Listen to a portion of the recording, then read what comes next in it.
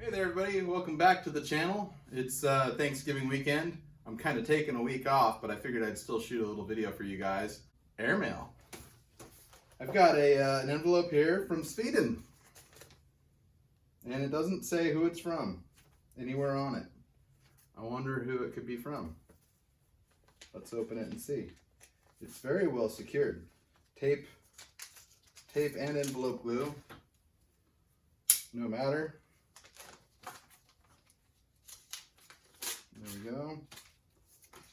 Some tape on the other side.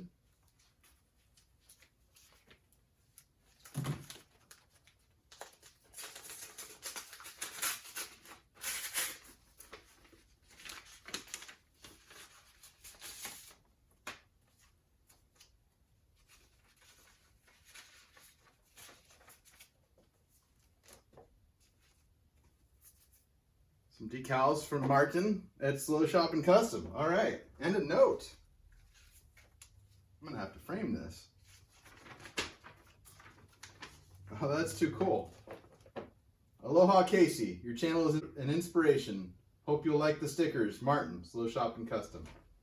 Martin, that's way cool, man. Thank you so much. I've got some stickers of my own, my old design, ready to go out your way. Pass them along to your friends out there. There's a Roadster on the sticker. I forgot. I thought I had changed the design to my shop truck that I was building at the time, but it's got a Roadster. You guys see those? Anyway, very cool idea to do the sticker exchange, and I'm stoked. I got to find a place to put these, perhaps on the milling machine. I don't know. I've got to figure it out. I'm going to frame this. That is way too cool. So this week, I didn't really have a plan. I've actually got the next installment of the break video pre-filmed. I'm a week ahead, but you know, rather than waste my week ahead video and have to play catch up next week, I figured I'd just kind of shoot a little something. I mean, it's the holidays and I'm celebrating with you guys. Perhaps I should do an episode of What's Casey Drinking. This week, I'm not drinking beer at all. Beautiful color of that cocktail. That is a spin on a Boulevardier. A Boulevardier, if you're not familiar, is a spin on a Negroni, but with bourbon instead of gin. And this is my spin on that. Bourbon, yes. Actually rye in this case. A Canadian rye, because they really know their stuff when it comes to rye whiskeys. Still a little bit of Campari, but I dropped the Campari down a bit because Campari is pretty bitter. It imparts a nice flavor, especially with whiskey, and it's kind of sweet, which is fun. But then I use Amaro instead of vermouth. In this case, Montenegro Amaro, which is a lighter style. Excellent drink. So this week, I wanted to talk Roadster. And more specifically, some of the fun parts that I've been squirreling away for years for the Roadster project. I've got this wheel. It actually was most recently hanging on my wall. This is a 41 to 48 Ford Deluxe steering wheel. I think it's going to look awesome in the Roadster. I am going to restore the outer part of the wheel slightly. Probably paint it the same cream color that is on the wheels on the Roadster project. Try to clean up the horn button as best I can, but I do kind of like the patina of it. Maybe just hit it with some chrome polish. Anyway, that's kind of a cool piece. I'm very excited about that wheel. That came off of that 30 Model A coupe with the Hemi in it.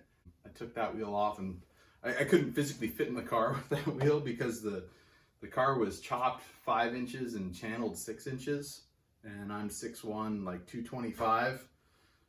He had little bomber seats that were right on 3/4 inch plywood boards right on top of the frame rails. So that was it was extreme, and the steering wheel came right out at you, and it, yeah. Anyway, I didn't fit. The Roadster is a more traditional seating position, so that's going to work just fine. I don't know if I'm going to use this on the Roadster or not. This is an original early 60s Steam Moon gas pedal, like a dragster gas pedal. It is a really cool piece. I've been waiting for something to put it on for years and years and years. Maybe the Roadster is it. I don't know. I always figured that I'd have like a land speed car to put this in or something. I've got an original Awooga horn. In fact, I got to hook this up. See if it works. Hold on. Hold on.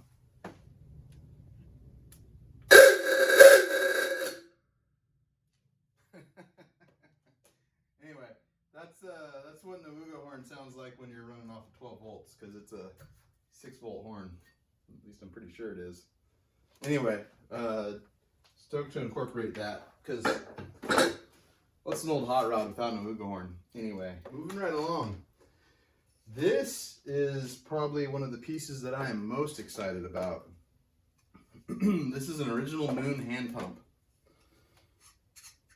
Probably the first applications were people who ran a separate tank for high test for when they ran their engines full out, and then they had a hand pump to basically prime the pump for that secondary fuel system.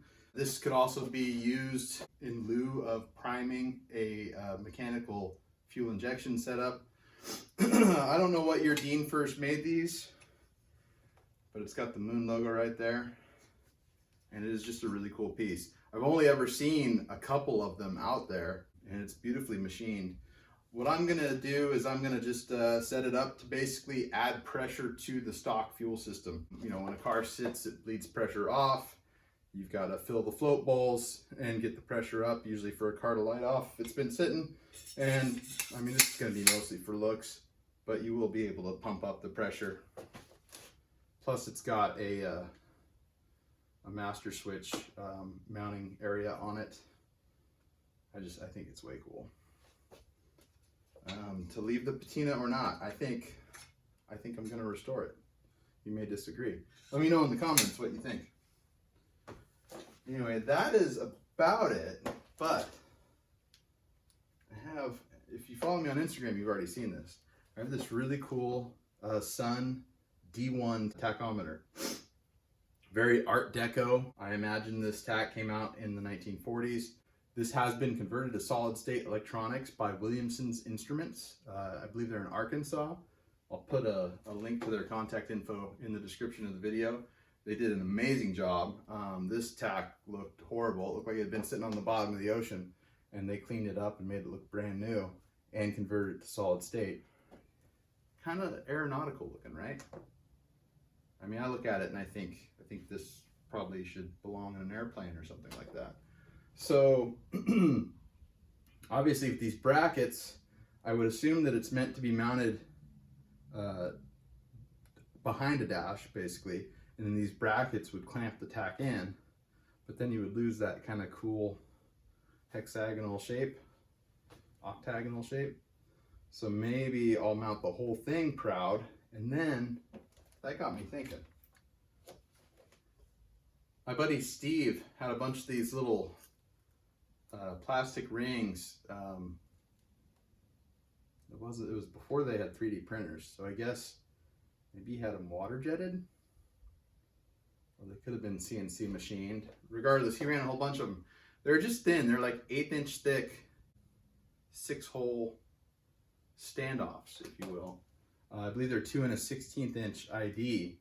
And his idea was to set a vintage Stuart Warner gauge in these things and then rivet the gauge to your dashboard, and it would kind of look like an aircraft gauge. I need to come up with, I'm going to run the stock Model A instruments on the gas tank, because I'm running a stock Model A gas tank, which probably isn't the smartest idea, but I have a cherry gas tank and seemed too nice to cut up, so that, and I want to keep the rumble seat functional, which is where another gas tank would go. I have 2 B-24 oxygen tanks up in my rafters, which would make a killer gas tank for a hot rod roadster, and it's tempting to use those instead.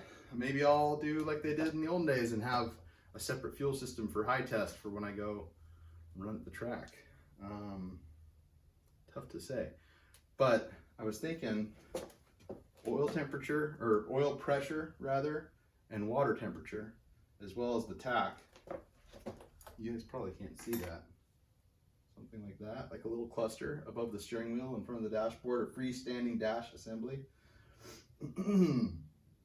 I've got to get in the car, get the steering wheel mounted, and have a look at it to really decide. Maybe something like that. I don't know. I'm not big into like themed builds. I don't want my Roadster to be an aeronautical themed Roadster, but you know, there's a difference between building an art car and building a traditional hot rod that was inspired by potentially a pilot that got out of the Second World War and went dry lakes racing and had some airplane knowledge. There were airplane salvage yards probably readily available to hot rodders in those days. You know, there's definitely a connection between vintage Aeronautics and dry lakes hot rods. So I don't know. I don't feel like it's too much of a stretch. It's kind of the era that I'm into. You know, my grandfather learned to fly in the Army Air Corps, and then I think he was very much in the spirit of the original Flying Tigers.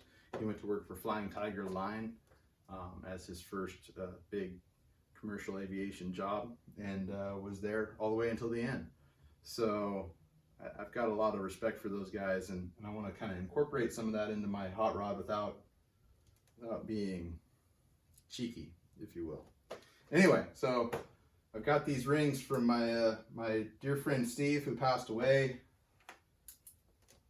almost a decade ago already, with this really cool sun tack, moon hand pump. I'm thinking bomber seats. I already showed you guys the Kirky low back vintage seats. Rather than just bolting in a Kirky seat, you know, spending money, as my buddy Scotty would say, gold chaining it. Rather than gold chaining it, I think I'm going to build some bomber seats out of aluminum, do some riveting. I like doing rivets. You guys have seen my rivet video, I'm sure. If you haven't, check it out. I think that might be kind of fun. So look for a bomber seat build for the Roadster project coming from me in the near future. I have a set of Eastwood dimple dies that I haven't even taken out of the box yet. So those would be perfect. I've got a Harbor Freight bead roller that I need to stiffen up to do my floor pans for the Model A. Those would be helpful in building some bomber seats as well. And I'm pretty competent with a rivet gun, so I think bomber seats would be a cool video project to do on the Roadster. Tell me what you guys think in the comments.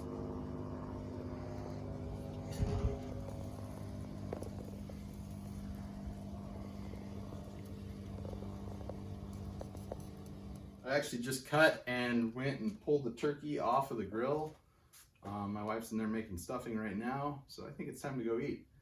Anyway, thank you so much for checking in this week. I hope you all had a happy Thanksgiving wherever you are in the world. I hope that it was spent with friends and family, and I hope you all ate way too much and then had food coma, because that's the best way to celebrate Thanksgiving. And yeah, anyway, I will see you next week. I'll be back with part 2 of the Trans Am braking kit install from Streeter Track for the 1968 Mustang project. Be sure to hit that like button. Hit me up in the comments to let me know what you think about this video, what you want to see more of in future videos, what you think about my ideas for the Roadster project. Subscribe if you haven't already. Hit the notification bell, please. And have a good week. I'll see you soon. Cheers. Happy holidays.